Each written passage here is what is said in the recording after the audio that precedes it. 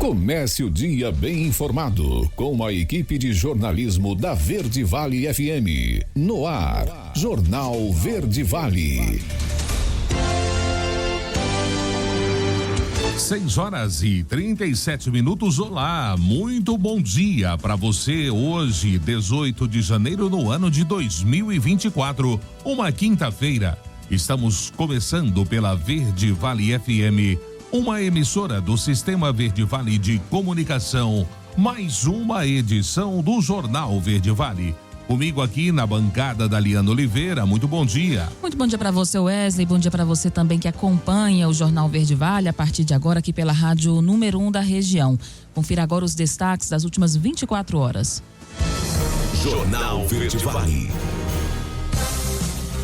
Expedição Safra Goiás passou por Mineiros nesta quarta-feira. Concentração de renda no topo cresce. Os 5% mais ricos já detêm 40% da renda nacional. Desenrola para pequenas empresas deve ser lançado até março e pode beneficiar 7 milhões de mês. MP denuncia Amanda Partata por homicídio triplamente qualificado e tentativa de homicídio. Furto de veículos em Goiânia tem queda de 70% na primeira quinzena deste ano, é o que aponta a PM. Peritos médicos realizam paralisação por reajuste salarial e interrompem perícias de segurados do INSS. Servidores da educação básica terão plano de carreira e jornada reduzida. Em Goiás, 1.800 farmácias populares começam a distribuir absorventes de graça para a população vulnerável. Os detalhes destas e outras notícias você vai conferir a partir de agora, aqui no Jornal Verde Vale.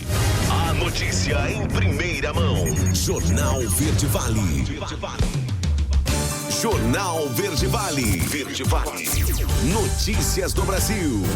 Uma ótima manhã de quinta-feira para todos vocês. Sejam bem-vindos e bem-vindas a mais uma edição do Jornal Verde Vale. O ministro do Empreendedorismo, da Microempresa e da Empresa de Pequeno Porte, Márcio França, disse nesta quarta-feira que o governo pode lançar no primeiro trimestre deste ano um programa de renegociação de dívidas para pequenas empresas nos moldes do Desenrola Brasil. A ideia de criar um Desenrola para pessoas jurídicas foi defendida no ano passado pelo vice-presidente e ministro do Desenvolvimento, Indústria, Comércio e Serviços, Geraldo Alckmin, mas ainda não saiu do papel. França se reuniu na tarde desta quarta-feira com o ministro da Fazenda, Fernando Haddad, para tratar do tema. Segundo o ministro do Empreendedorismo, equipes das duas pastas vão continuar em tratativas e o programa pode ser lançado até o mês de março. A concentração de renda no Brasil aumentou, de acordo com o levantamento feito pela Fundação Getúlio Vargas, com base em dados do imposto de renda. O estudo mostra que os 5% mais ricos detinham 39,9% da renda nacional em 2022. Acima de 36,5% em 2017. No momento em que o governo precisa apresentar a reforma tributária dos impostos direto como os de renda, esses dados indicam que os mais ricos pagam uma alíquota bem menor que a classe média. A Secretaria de Política Econômica do Ministério da Fazenda divulgou no fim do ano passado as alíquotas pagas pelos que declaram imposto de renda. Como a maior parte dos rendimentos dos ricos é de lucros e dividendos que são isentos da pessoa física, a alíquota efetiva, aquela cobrada sobre os rendimentos totais, descontadas as deduções, começa a cair quando chega aos 7% dos mais ricos. E o governo abre a retomada de 6.300 obras para ampliar acesso ao SUS. A matéria é com Bruno Moreira.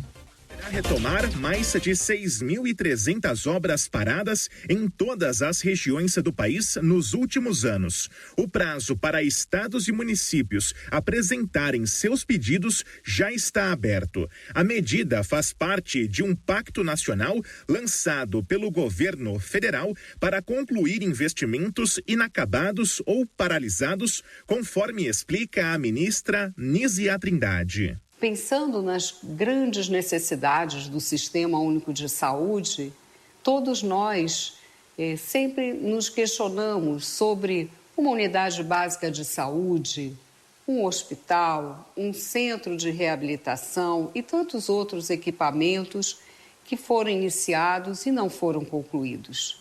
E com essa preocupação, o governo federal lança então esse pacto. No caso do Ministério da Saúde, essa ação pode chegar a 3,7 bilhões de investimento a partir das demandas apresentadas por estados e municípios. Serão contempladas obras ou serviços de engenharia paralisadas, inacabadas ou em funcionamento, mas sem registro como concluídas no Sistema de Monitoramento de Obras, o SISMOB. A definição de prioridades será pautada por critérios como percentual de execução, ano de contratação, se a instituição atende comunidades rurais, indígenas ou quilombolas, se o município sofreu desastres naturais nos últimos 10 anos, entre outros. A ministra diz que a medida também dialoga com mais um objetivo.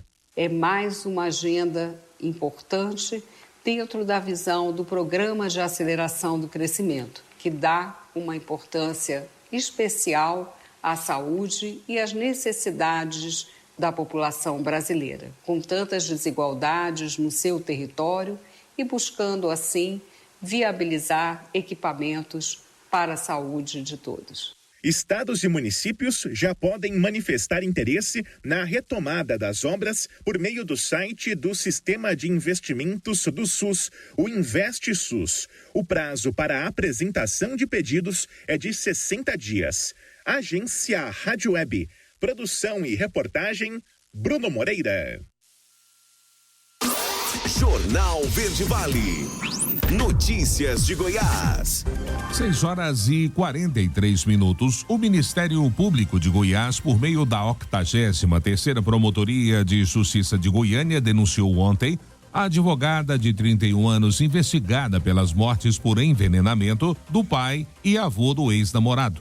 Amanda Partata também foi denunciada pela tentativa de homicídio contra o tio e o avô do ex. A denúncia do Ministério Público inclui 2 homicídios triplamente qualificados, com emprego de meio insidioso, com emprego de veneno, por motivo torpe, forma de vingança contra o ex-namorado e cometidos mediante dissimulação, sabendo que lhes causaria intoxicação. O órgão se manifestou, Dariana, favorável à conversão da prisão temporária da advogada em prisão preventiva, diante do nível de periculosidade demonstrado pela denunciada. E o comando do policiamento da capital da Polícia Militar de Goiás divulgou ontem dados que apontam para uma redução de índices de criminalidade em Goiânia. O levantamento foi feito de 1º a 15 de janeiro em comparação ao mesmo período do ano passado. O destaque foi para a queda de 70% nos casos de furtos a veículos. Além disso, segundo a CPC, na capital não há registro de latrocínio, roubo de carga, roubo à instituição financeira e lesão corporal, conforme apontam dados. Nos casos de homicídio, segundo o comando, houve uma redução de 50% ante 2023. Já estupro reduziram em 12%. O batalhão atribui isso tudo à eficácia das estratégias adotadas para coibir o crime por meio de policiamento ostensivo e preventivo. O número de acidentes de motos em Goiás, que já era grande, praticamente formado só por homens jovens, cresce e agora inclui mulheres e idosos. Mais detalhes nessa reportagem especial de Pedro Henrique Rabelo. O número de acidentes envolvendo motos no ano passado em Goiás assusta. 11.888. 729 acidentes a mais do que em 2022. No Hospital Estadual de Urgências, governador Otávio Lage de Siqueira, o UGOL, entre janeiro de 2022 e dezembro de 2023, o número de pessoas atendidas em decorrência de acidentes de moto foi mais que o dobro dos acidentes envolvendo carros. E o perfil do condutor vem mudando ultimamente. É o paciente adulto jovem do sexo masculino. Mas a gente tem vivenciado uma mudança nesse perfil epidemiológico. Vem existindo cada vez mais pacientes que não é desse perfil tão clássico. Nós temos pacientes idosos, pacientes do sexo feminino, que cada vez mais utilizam a moto como o meio de transporte e também estão sofrendo acidentes. Normalmente, o paciente acidentado tem politraumatismos, contusão nos membros, no crânio, chegando até em casos bem mais críticos. A gente tem pacientes vítimas de amputação traumática, paciente que vai precisar de uma reabilitação, de uma protetização para poder voltar à atividade. Existem pacientes com traumatismos permanentes e irreversíveis. Números do Detran mostram que no estado de Goiás existem 4.584.000 veículos. Desses, 1.295.000 são motocicletas.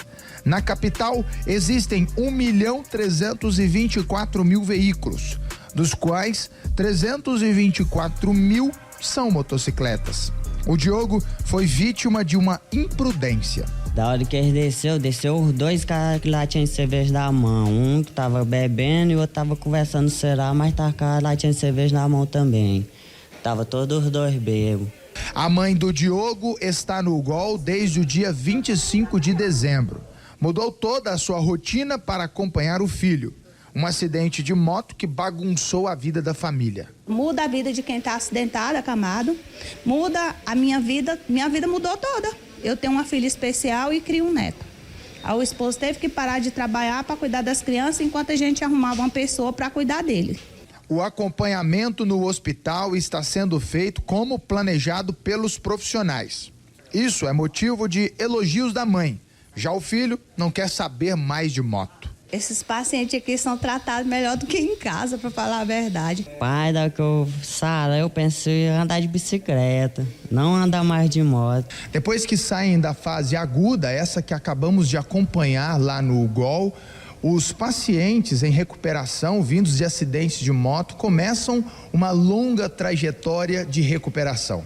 Aqui no CRE, conhecemos o Ederson, trabalhador rural do interior de Goiás, que teve a sua vida transformada na noite do dia 16 de fevereiro do ano passado.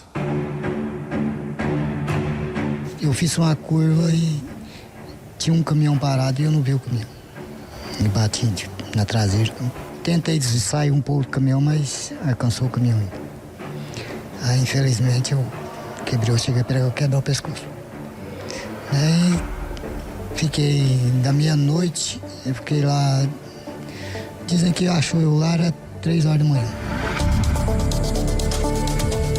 Quando o Ederson chegou aqui no CRE, todos sabiam que a caminhada seria longa. Já são 5 meses de tratamento e ele sente que falta pouco para recuperar os movimentos. Tá voltando eu fechar as mãos. Só as mãos que tá meio difícil ainda de fechar, com 2 dedos também. O Centro Estadual de Reabilitação e Readaptação Henrique Santilo recebe todos os meses paciente de todo o estado. E não são todos os acidentados de moto que têm acesso a essa estrutura. Os pacientes chegam mediante a regulação. Pelo alto risco que os motociclistas são expostos, mesmo contando com uma estrutura de ponta, não são todos que conseguem voltar à sua rotina de antes. Cada caso é um caso particular. Às vezes nós temos pessoas que têm o mesmo tipo de acidente, mas elas acabam evoluindo de forma diferente. E isso depende muito, tanto do contexto socioeconômico, cultural do paciente. O papel do Detran é desenvolver campanhas de conscientização em busca de um trânsito seguro.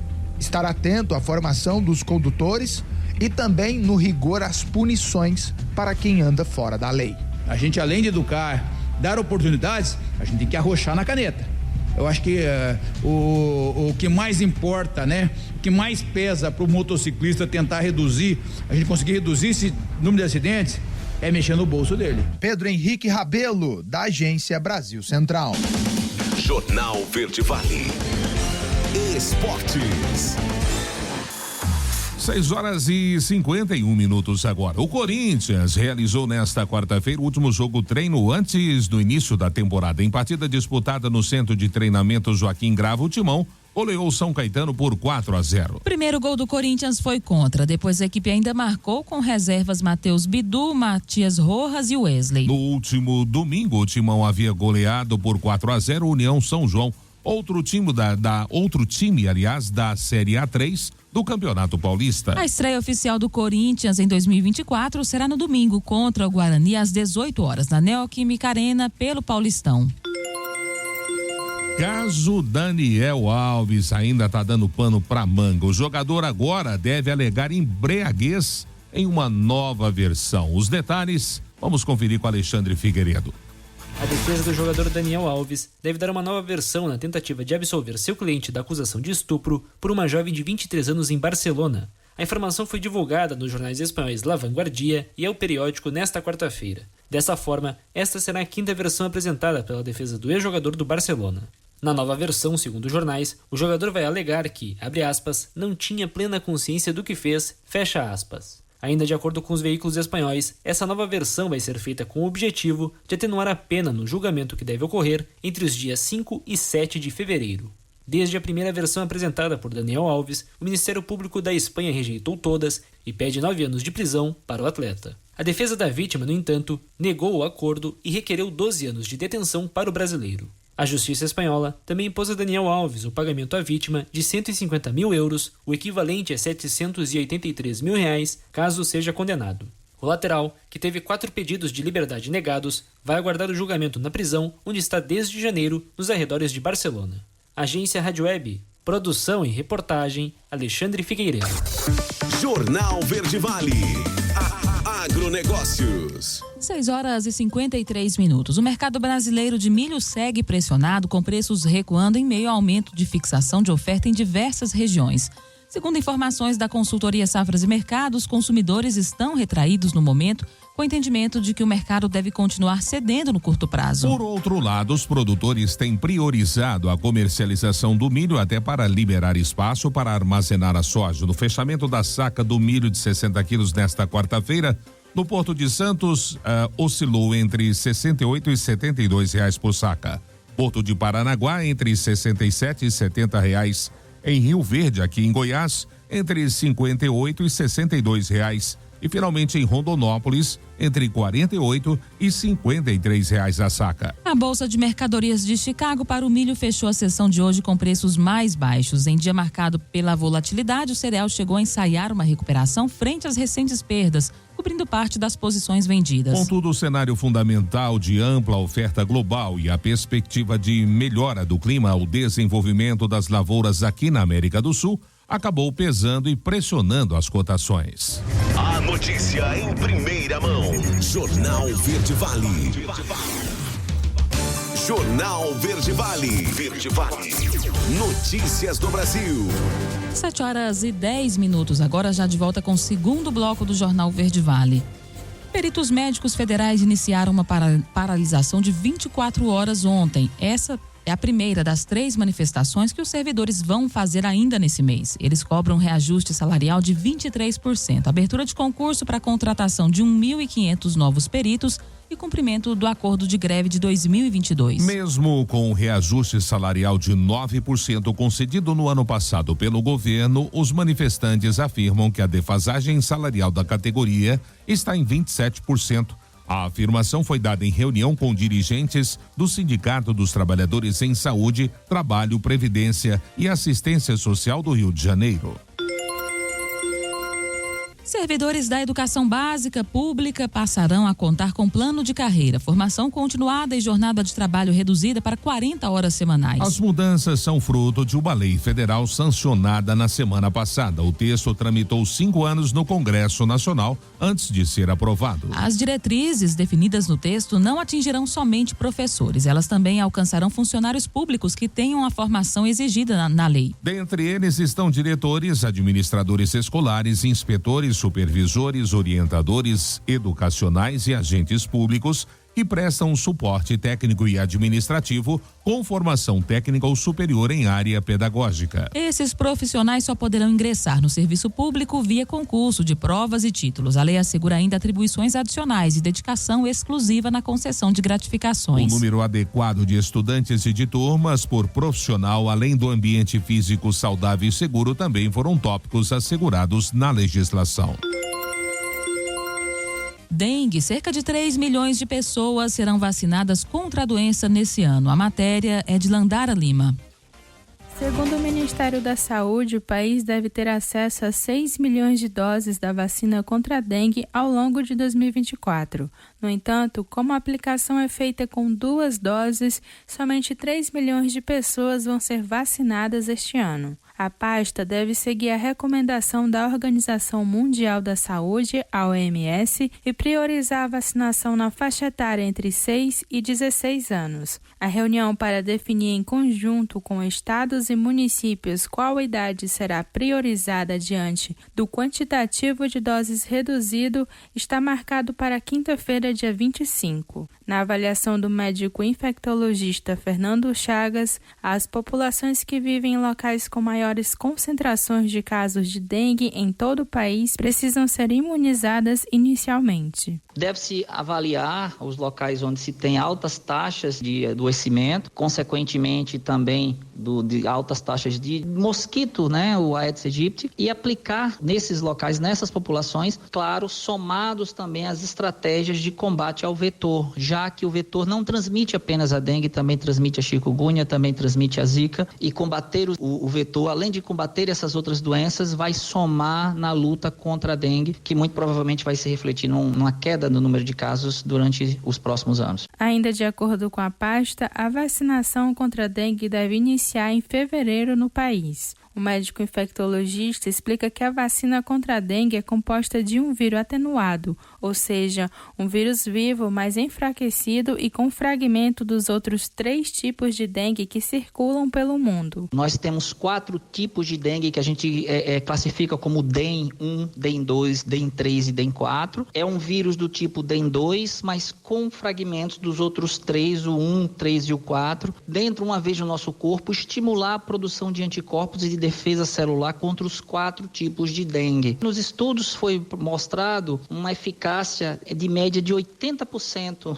na diminuição de casos e das pessoas que desenvolveram a doença, mais de 90% no risco de evoluir para forma grave. Segundo o Ministério da Saúde, o país registrou em 2023 1,6 milhão de casos de dengue e 1.194 mortes. Somente neste ano, os casos já superaram os 10 mil e 7 mortes estão sob investigação. Reportagem Landara Lima. Jornal Verde Vale. Notícias de Goiás. 7h15 e a distribuição de absorventes gratuitos para a população vulnerável teve início nesta quarta-feira nas 1.828 unidades credenciadas no programa Farmácia Popular em Goiás. O programa do governo federal é voltado para grupos que vivem abaixo da linha da pobreza. Estão matriculados em escolas públicas, em situação de rua ou em vulnerabilidade extrema. A população carcerária também tem direito ao benefício. Podem receber absorventes brasileiras ou estrangeiras que vivem no Brasil com idade entre 10 e 49 anos, inscritas no cadastro único e que contem com renda familiar mensal de até R$218 por pessoa. A Polícia Rodoviária Federal apreendeu ontem um ônibus de viagem na BR-153, próximo a Porangatu, no norte goiano. Segundo os agentes, o veículo estava sem passageiros, mas carregando produtos sem nota fiscal. Durante a fiscalização, o motorista disse aos policiais que não havia nenhum passageiro no ônibus. Informou ainda que saiu da cidade de São Paulo, capital, e transportaria as mercadorias até a cidade de Belém, no Pará. Entre os itens apreendidos estão mais de 500 garrafas de vinho de origem estrangeira, relógios, tecidos e materiais plásticos. As mercadorias foram apreendidas e encaminhadas à Secretaria de Estado da Fazenda. 7h16. Escolas do Futuro abrem vagas para programa gratuito de inovação. Quem traz os detalhes é Juliana Carnevale. As escolas do futuro de Goiás estão com vagas abertas para apoio a ideias e soluções inovadoras em produtos ou serviços. Por meio do programa Inove Mais, as unidades das escolas tecnológicas do estado vão proporcionar o acesso a atividades de pesquisa aplicada, desenvolvimento experimental e outros serviços técnicos especializados, além de apoio financeiro. As inscrições vão até o dia 26 de janeiro. O programa Inove Mais terá duração de 5 meses, sendo desenvolvido nas unidades das escolas de Goiânia, Aparecida de Goiânia, Mineiros, Santo Antônio do Descoberto e Valparaíso de Goiás.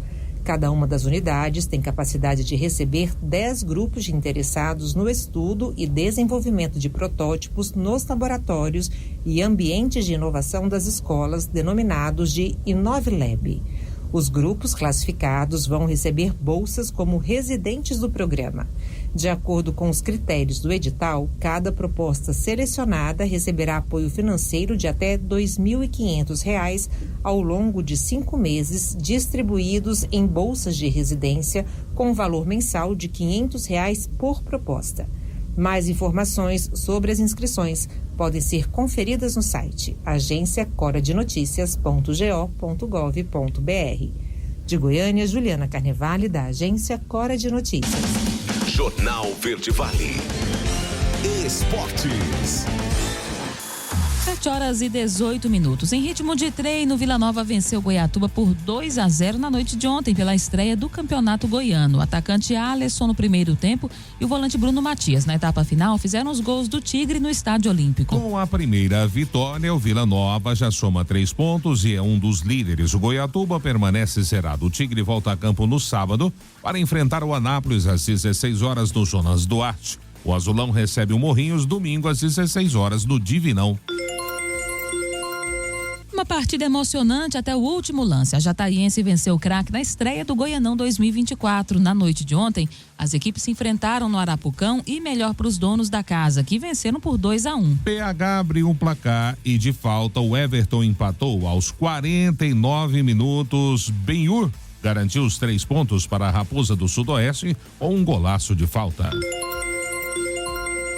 E terminou empatado a partida entre Aparecidense e Porá pela primeira rodada do Goianão. Na noite de ontem, as equipes entraram em campo no estádio Aníbal Batista de Toledo e o resultado ficou no empate de 1-1. Os gols foram marcados por Alan James pela Cidinha e Alan Paulista pelo Lobo Guará. Na próxima rodada, a Aparecidense visita o Craque no domingo, enquanto que o Iporá recebe no sábado o Goianésia no Ferreirão. Jornal Verde Vale. Agronegócios. 7h19. O governo de Goiás prorrogou por mais 180 dias o estado de emergência zoosanitária, como reforço de medida contra a influenza aviária de alta patogenicidade. O decreto publicado no Diário Oficial do Estado estimou o novo prazo para valer a partir do próximo dia 30, o que permitirá a continuidade das ações preventivas conduzidas pela Agência Goiana de Defesa Agropecuária. De acordo com o órgão, até o momento, Goiás não registrou nenhum caso da doença, seja em aves silvestres, de subsistência, de quintal ou em granjas comerciais. Em relação ao novo cronograma, o presidente da Agrodefesa, José Ricardo Caixeta Ramos, acredita que isso será fundamental para manter o controle do vírus. Nesse mês, a Agrodefesa captou mais de R$2.200.000 junto ao Ministério da Agricultura e Pecuária. Os recursos foram para implementar ações preventivas contra a influenza aviária em Goiás. A captação ocorreu como parte dos esforços para resguardar a avicultura nacional desde maio do ano passado, quando o governo federal declarou o estado de emergência zoosanitária em todo o país por meio da portaria 587. As notícias locais são destaque no Jornal Verde Vale. 7h20 agora, 7h20. Nessa quarta-feira, a Expedição Safra Goiás passou por Mineiros. O objetivo da ação é mapear o andamento da atual safra de grãos em todo o estado de Goiás. Após o fim da expedição, as entidades envolvidas no processo vão divulgar um balanço para orientar os produtores rurais. Durante a visita, os representantes das entidades concederam entrevista coletiva. Vamos ouvir. Quando o presidente Zé Mário nos deu essa missão de executar essa expedição, foi justamente em decorrência dos fenômenos climáticos que nós começamos a viver no ano passado, no final do ano passado, que começaram a afetar a todo o setor agropecuário. Os produtores começaram a safra com o plantio, alguns tiveram a chuva, logo tivemos um cessamento dessas chuvas e aí se iniciaram os problemas. Então, diante disso, o produtor ficou angustiado, começou a perder seu plantio. Em outras regiões, as chuvas atrasaram bastante e isso foi gerando desconforto que já vinha da safra passada, em decorrência dos altos custos e das margens baixas devido à derrocada dos preços. E isso vinha afetando bastante, o produtor foi ficando bastante angustiado, procurando seu sindicato rural, procurando o prefeito local, e vieram questionamentos a respeito dos decretos de emergência. Nós colocamos a nossa equipe técnica, o nosso departamento jurídico para orientar os produtores dos sindicatos. No caso de fazer decretos, tinha que ser da maneira correta e também o produtor fazer a sua parte, documentando desde o início da sua lavoura, o passo a passo, chamando um técnico para fazer laudo.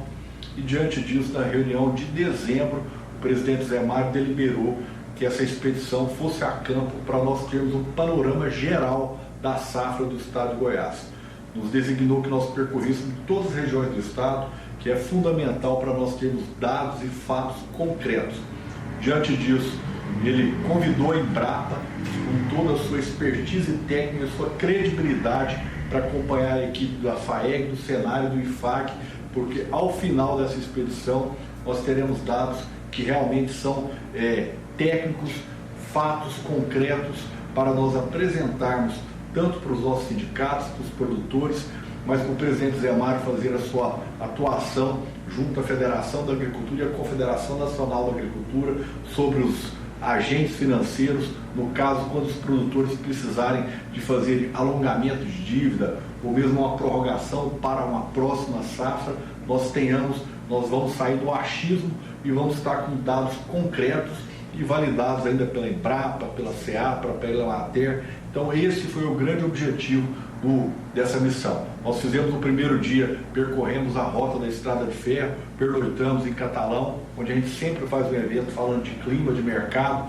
e um breve relato das duas equipes técnicas que fazem uma rodada ao longo do dia. Depois nós estivemos ontem em Rio Verde, hoje nós pernoitaremos em Jussara, amanhã em Porongatu e na sexta encerraremos essa expedição em Poços. Então esse é um escopo dessa expedição idealizada pelo nosso presidente e a diretoria da FAEG. A gente agradece aqui os nossos parceiros, a Saga Nissan tem sido um grande parceiro, agradecendo todos os veículos de comunicação, hoje aqui no caso Eldorado FM, a Vale Verde, que são importantíssimos para nós difundirmos essas informações que são tão pertinentes aos nossos produtores. 7h24, último intervalo do Jornal Verde Vale desta quinta-feira. No próximo bloco, o Mega Sena acumula e prêmio chega a 27 bilhões de reais. Interesse por política aumenta para 45% dos eleitores, é o que revela a pesquisa. Espaço também, claro, para as nossas notícias locais com ele, J. Pereira. Não saia daí, voltamos já, trazendo tudo em detalhes para você. Jornal Verde Vale. Jornal Verde Vale. Verde Vale. Notícias do Brasil. 7h33 agora, já de volta com o Jornal Verde Vale desta quinta-feira. Olha, o futuro ministro da Justiça, Ricardo Lewandowski, convidou o Procurador-Geral da Justiça de São Paulo, Mário Sarubo, para assumir o comando da Secretaria Nacional de Segurança Pública. De acordo com o Ministério Público de São Paulo, Sarubo aceitou o convite feito por Lewandowski. A data da saída do procurador do cargo ainda não foi definida. O procurador-geral é membro do Ministério Público desde 1989. Atuou na área das políticas criminais do órgão e leciona direito penal em uma universidade da capital paulista. Mário é mais um nome que vai compor a equipe de Lewandowski, anunciado na semana passada pelo presidente Lula para assumir a cadeira de Flávio Dino, atual ministro no Ministério da Justiça e Segurança Pública. Dino será empossado no Supremo Tribunal Federal no dia 22 de fevereiro. Lewandowski vai tomar posse no dia 1º de fevereiro. E nenhuma aposta foi certeira nas 6 dezenas do último concurso da Mega Sena, o de número 2.676. cujo sorteio aconteceu na noite da terça-feira no Espaço da Sorte, em São Paulo. O prêmio acumulou e agora atinge a expressiva marca de 27 milhões de reais. As dezenas sorteadas foram 4, 6, 14, 19, 22 e 29. Na quina houve 70 ganhadores e cada um deles está prestes a receber a quantia de R$ 30.526,54. Já os 4.664 acertadores da quadra serão agraciados com um prêmio de R$ 654. A expectativa agora se volta para o próximo concurso agendado para hoje, quinta-feira. As apostas podem ser feitas até às 19 horas, horário de Brasília, tanto nas casas lotéricas credenciadas pela Caixa em todo o país, como também pela internet. Interesse por política aumenta para 45% dos eleitores, é o que revelou uma pesquisa. Detalhes com Yumi Kiwano.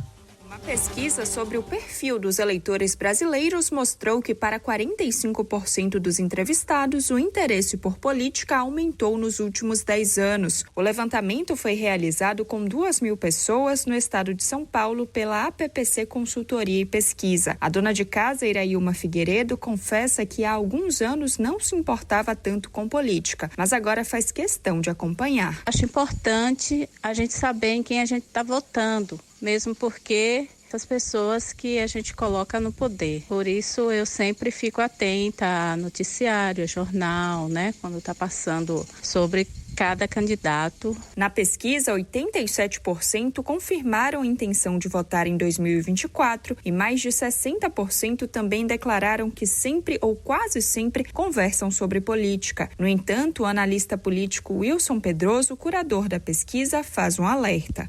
Não significa que ele tem informação, que ele se politizou. Ele lê uma notícia e começa a comentar sobre ela, as suas análises, os seus sentimentos, né? Não significa que, porque muitas vezes você diz, não, mas eles estão entendendo mais política. Discutir uma informação não significa que você entende mais de política.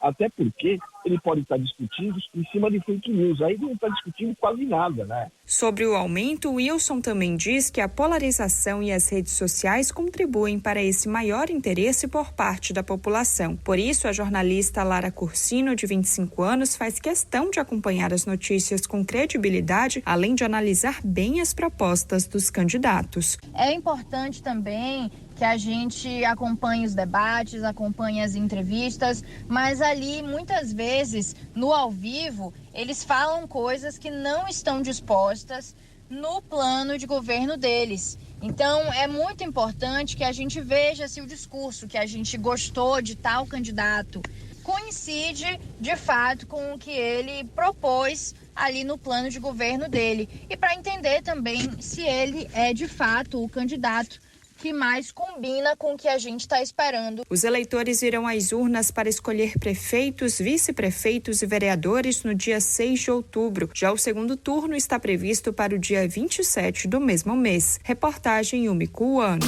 Jornal Verde Vale. Notícias de Goiás. 7h38. Olha, um bebê de apenas 2 meses de vida perdeu a vida no último domingo em Aparecida de Goiânia, região metropolitana da capital, após ser deixado em casa com uma irmã de 2 anos, enquanto que a mãe, o pai e o padrasto saíam para consumir bebidas alcoólicas. A mãe, cujo nome não foi divulgado, está detida sob acusação de abandono de incapaz. A investigação do caso está a cargo da Delegacia de Proteção à Criança e ao Adolescente de Aparecida, sob a supervisão da delegada Tainara Andrade. Segundo relatos da autoridade policial, o bebê foi levado à unidade de pronto atendimento, a UPA do residencial Brasicom, ainda com sinais vitais, mas apresentando rigidez no corpo, palidez azulada e sangramento nasal. 7h39, 7h39. E o governo de Goiás assinou a lei que cria o Dia Estadual da Pamonha. A matéria é de Juliana Carnevale. O prato culinário mais famoso de Goiás agora tem um dia só seu. O governador Ronaldo Caiado sancionou a lei estadual que estabelece o dia 3 de fevereiro como Dia Estadual da Pamonha Goiana.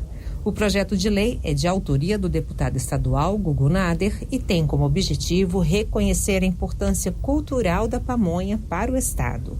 A lei também prevê a realização do Festival da Pamonha Goiana, que vai ocorrer anualmente na mesma data. A ação promete ser uma celebração que vai reunir em um mesmo espaço produtores rurais, chefes e amantes da culinária local. O dia 3 de fevereiro também marca o início da colheita da safra de milho em todo o estado de Goiás. A pamonha é um patrimônio cultural e material de Goiás, conforme já determinado em dezembro do ano passado pelo governador Ronaldo Caiado. De acordo com dados da Junta Comercial de Goiás, atualmente existem mais de 11 mil pamonharias no estado. Somente Goiânia possui 3.175 estabelecimentos. A pamonha é um prato culinário com origem indígena, sendo também influenciada pela culinária portuguesa. Ela pode ser salgada, doce, à moda e recheada com queijo, pimenta, linguiça e o que mais agradar ao paladar. De Goiânia, Juliana Carnevale, da agência Cora de Notícias. Jornal Verde Vale. Esportes. 7h40 e com muita facilidade os principais jogadores em campo, o Flamengo abriu a sua temporada com uma goleada por 4-0 sobre o Audax na Arena da Amazônia em Manaus pela primeira rodada do Campeonato Carioca. Léo Pereira, Pedro e Cebolinha no primeiro tempo e Varela no segundo marcaram os gols da vitória, que fez a festa dos mais de 40 mil pessoas presentes no estádio. O time principal do Flamengo embarca agora para Orlando, nos Estados Unidos, onde fará o restante da sua pré-temporada. No Carioca, o time volta a jogar no domingo contra o Nova Iguaçu, no Almeidão, em João Pessoa. O Audax enfrenta o Madureira sábado em Conselheiro Galvão. O Internacional anunciou a contratação do colombiano Rafael Borré. Os detalhes com Alexandre Figueiredo. A quarta-feira foi um dia de movimentação fraca no mercado da bola para a grande maioria dos times brasileiros, com exceção do Internacional. A direção colorada anunciou oficialmente nesta quarta-feira a contratação do atacante colombiano Rafael Borré até dezembro de 2028. Cobiçado por clubes brasileiros, o anúncio irritou até os alemães do Werder Bremen. Em entrevista ao site Die Stube, nesta quarta-feira, o diretor de futebol da equipe alemã, Clemens Fritz, declarou estar irritado com a foto divulgada nas redes sociais oficiais do Inter, em que Borré posa ao lado do presidente colorado, Alessandro Barcelos. Atualmente, o colombiano segue emprestado ao Eintracht Frankfurt. Saindo do sul e indo para o sudeste, 3 anúncios movimentaram o mercado nesta quarta. O meio-campista Léo Fernandes rescindiu seu contrato com o Fluminense e vai defender as cores do Peñarol no Uruguai. Também no Rio, o Botafogo anunciou a contratação do lateral direito português Wilson Manafá, o 6º reforço para a temporada. Já em São Paulo, o Bragantino anunciou a prorrogação do contrato com o atacante Elinho até dezembro de 2028. Chegadas e partidas também aconteceram em Minas Gerais. O atacante Everaldo, que foi rebaixado com o América Mineiro no ano passado, vai defender as cores do Vitória da Bahia, e o atacante Gilberto não defende mais as cores do Cruzeiro após entrar em acordo com a Raposa. Agência Rádio Web. Produção e reportagem, Alexandre Figueiredo.